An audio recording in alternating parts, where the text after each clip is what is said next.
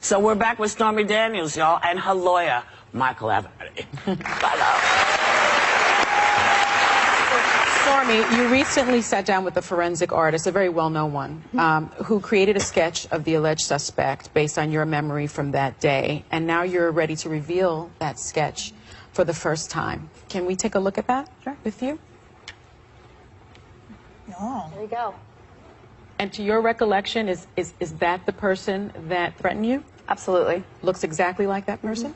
Stormy, why did you feel like you couldn't go to the police originally when you were threatened? Well, two things. First of all, I was scared. It was expressly what he told me not to do. And I went home and, like, regrouped and I was going to, because I always feel like you should stand up for yourself and you should report it. But the problem with that in this particular instance I would have gone to the police and would have gone, okay, a man approached me. This is what he said to me. He told me to leave, leave Mr. Trump alone. And their very next question, the detective would have asked me, why would somebody tell you to leave Mr. Trump alone? And I would have had to answer that question, which was not public at the time, and I would have had to tell an entire police department, and police reports are public record, I know that for a fact, I had sex with Donald Trump. And then the whole world would have known, and I was in the process of trying to quiet that or figure out what to do, and honestly, I was just afraid, and I didn't want everyone to know. I didn't want my family to find out that way. I didn't want my life turned upside down. When you were speaking to news organizations, though, and Michael, maybe you can talk to this too, including ABC, you never brought up the threat. So why now? Because I knew I would be asked the question that you were asked. You just asked me, like, why didn't you say anything? And I did tell quite a few people, actually, from back then. And who did you tell? I told family members and 2 friends and people that I worked with. And I mean, it's obvious she just didn't sit down with this sketch artist and, fabricate this. I mean, this is a very detailed sketch, and it was created by a woman by the name of Lois Gibson. She has the world record for the most identifications. She works with the FBI and law enforcement all around the country, and she found Stormy to be very credible and is highly confident in the sketch, and we hope that it's going to result in... I'm in awe of your memory, and this was how many years ago? It was 7 years ago. And you remembered to that detail. I mean, he looks like an actor, sort of. That's why he stood out to me, is because I thought, honestly, that he was, sort of handsome. When I saw him when I was parking, I was like, oh, that's somebody's husband. He's you don't expect somebody threatening you to be handsome. I want to finish answering my question to Megan. Honestly, one of the main reasons I didn't say anything is because I didn't tell my husband. At the time. I didn't want him to be upset with me. And then I felt like, honestly, so much time had passed, I was embarrassed to say something and have him say... But your husband knew about the incident with you and Trump in California. No, he did not. At that point in time, he didn't know. And so to go home and be like, I had this guy attack me. Oh, and by the way, he did this because of this. And I didn't want him to think I was a bad mom or that I'd put our daughter in danger. I just didn't know.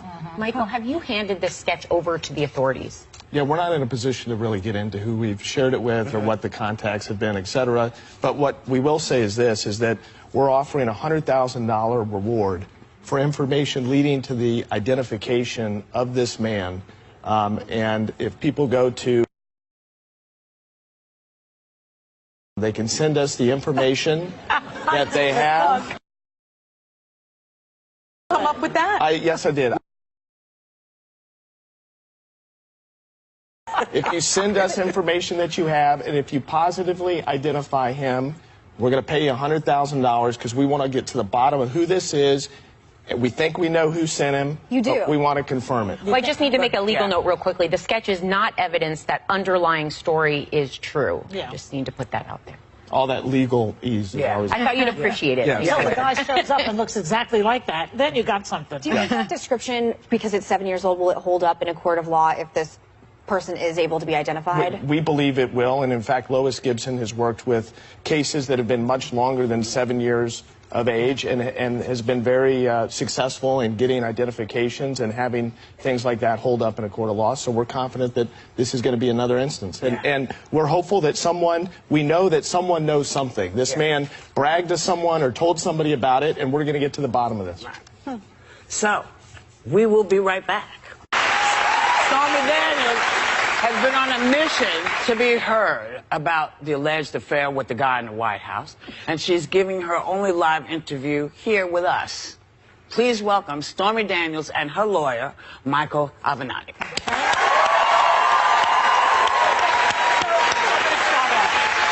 So, We need to remind everybody that Trump is suing you for $20 million. So every time you talk, allegedly it costs $1 million. You're going to pay $1 million. Well, they want her to pay. They want her to. That's the thing he's threatening. So how come you came here today? Because I'm tired of being threatened and intimidating me and trying to say that you'll ruin my life and take my, all my money and my house and whatever. I'm sorry, I'm done. I'm done being bullied. Done. And do you think that you'll ever have to pay this $20 million, Michael? Never in a million years. Not if I have anything to do about it. I'd have to get $20 million first. Right. Well, get the money out of here. Stormy, a lot has happened in this case since we last heard from you. Trump's lawyer, Michael Cohen, is now under criminal investigation and had his office, his home, and his hotel room raided by the FBI. You sat in on the court hearing yesterday. Why were you there? I just wanted to make my presence known and wanted to make sure that people knew that I was taking it serious. I know that there was some flack because he didn't show up to court on Friday for his, and I wasn't sure if they were going to discuss anything particularly relating to papers in my case, and I just wanted to be prepared and get all the facts. Okay. That makes sense. Yeah. It almost reminded me of when Trump brought Clinton's women to sort of intimidate, But, I mean, not that you were there for that, but it kind of set the scene up a little, like, don't screw around with us because we're watching you, right? Am I right? No, absolutely. I mean, I think it was very important that Stormy was there to lend her support for the efforts of the U.S. Attorney's Office and to send a message that this is not a publicity stunt. I mean, this is serious business. There's a lot at stake here. These documents that are at issue could prove to be critically important as it relates to the future of the presidency. Okay. Okay, man. It seems like a publicity stunt on some level. I mean, I think yesterday, because you didn't have anything to do with the case, it seemed a little like you were just trying to get attention, which I understand that you're being sued by our president, but it does seem like you're benefiting a lot. I mean, you've gone on your Make America Horny Again tour. I'm sure you're making a lot of money, no disrespect. No. I hadn't heard your name until all of this had happened, and now you are literally live on The View giving an entire interview with us. So it has been beneficial for your career. I want to address the first part, and I'm going to let her address the second part. As it relates to us having nothing to do with the case, I mean, that's just not accurate. On Friday, Judge Wood, who I know, granted me access to that case, stated that she would hear from me as to any issue that I wanted to speak about, recognizing that we did have standing in connection with that case because some of these documents that were seized relate to her, and in fact the warrants stemmed in significant part from what happened to my client. So we had every right to be there, and Judge Wood, the sitting federal judge, would not have granted me access to address the court if we had no business being there. But I'm going to let Stormy speak to this issue of making money from the tour, et cetera. Go ahead. Yeah. Can I just say, first of all, I did not name the tour. That you won't hear me say it. I haven't promoted that name. I think it's awful. You think the name's awful? Yeah, I don't like to use. I think it's cheesy and a play on someone else's idea, and I try not to do that. A strip club owner in the Carolinas came up with it, and everyone else has latched onto it. As far as the tour, I've gotten more bookings than usual, but I'm doing the job that I've been doing for the last almost 20 years. Yes, there's a lot of publicity, but I didn't do it for that because this isn't what I want to be known for. As a matter of fact, I hid for quite a while, and it's overwhelming and intimidating and downright scary a lot of times. I've had to hire bodyguards. So yeah, I'm making more money, but I'm spending so much more. Like my daughter, we have to hire a tutor now. And I have like bodyguards, and you don't even want to know their food bill because I have to feed them 3 times a day, and they are big, and and I have to take like special cars and all these court costs and things like that. You apologize for making a living. You're a working. Well, no, and I'm not. I'm not. But Megan has a very, very good question, and if I were her or anybody else, that's what I would be saying. Because a lot of people have the misconception that like I was trying to get out of the adult business or that this is what I want to do instead. And to be completely honest with you, it's not. Like I worked really hard for the last decade in the adult business, which I have no qualms about. I'm not ashamed to be known as a question, if you don't mind. Sure. You're not the first adult star I've ever interviewed. I have respect for any woman who does well in any industry. It's whatever. I think my issue is if you don't like the Make America Horny Again banner, can you ask them to remove it? I have so many times. And I said, you guys might get sued for this because that club owner trademarked it. And I won't, like, if you look at the flyers and stuff I repost, like, I, like, crop it out or whatever. I try not to use it, but I have no control over what they might put on their own websites and things like that. But yes, I am dancing more. Yes, I'm making more money, but I'm spending more money. And I think I said somewhere else, like, show me somebody who wouldn't be like, oh, we want you to do the same job you've always been doing and we're going to pay you more. Like, who would ever say no to that? But that's not why I did it. And to go back to what I was saying before, I worked very, very hard the last 10 years or so to really be known as a female director in the adult business. I was in the process of like moving on to some mainstream things. I've directed some music videos. I had a passion project of mine in the works for the last several years to direct a horror movie. And those people that were my investors have ghosted me. Yeah. Like, they've completely abandoned me. Will Trump be in the movie? Well played. Speaking of that, earlier this month, he broke his silence, denied knowing anything about hush money, where it came from. Let's take a look. Did you know about $130,000 payment to Stormy Daniels? Then why did Michael Cohen make this if there was no groundbreaking? You have to ask Michael Cohen. Michael's my attorney, and you'll have to ask Michael. Do you know where he got the money to make that payment? No, I don't know. So, did this surprise you at all? Let me just say, I work in the adult business, and I'm a better actress than he is.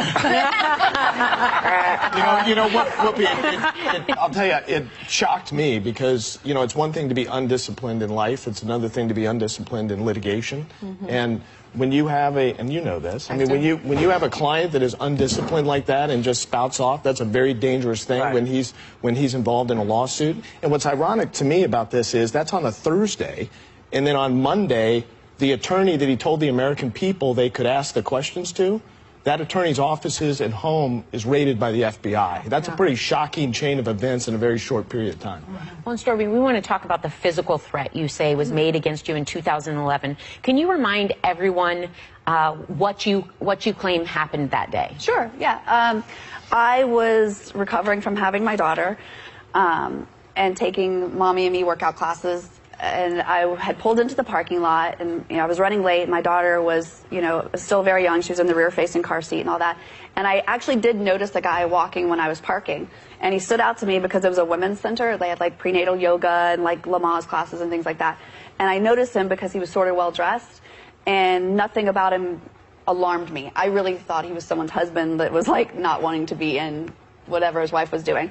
And as I walked around the car and began getting her out, and she dropped her toy, I just remember it so clearly. I stuck the toy in my mouth, and I'm getting her, and he walked up behind me, and I saw his reflection, and I turned around, and I thought for sure he was going to say, hey, do you know where the such and such class is, or what building is, whatever. And he had his hands in his pocket, and he looked at my daughter, and I just remember him saying, like, oh, it's a beautiful little girl. It'd be ashamed if something happened to her mom. Forget about this story. Leave Mr. Trump alone. And it was like, it didn't even register to me at first, and then he turned and walked away, and like I said, his face is burned in my memory, and I wasn't even that scared at that moment because it just was so shocking. I was like, wait, that didn't go as I thought it was going to, and I got her out, and I hurried inside, and when I got in the elevator to go up to the floor, I just remember, like, I leaned against the wall because I couldn't feel my feet or my face, because then I think it really sunk in what he had said, and I got to the class and I felt dizzy and I went to the restroom, and one of the instructors actually came and asked me if I was okay, and I remember I lied and said my baby had a blowout in her diaper, so and I was really rattled, and it just never left me. But the thing that I remember so clearly about him is that nothing was alarming about the way he looked at first. All right, well, coming up, you've been working on a sketch of the man who allegedly walked up on you. We'll see that when we come back. We'll be right back.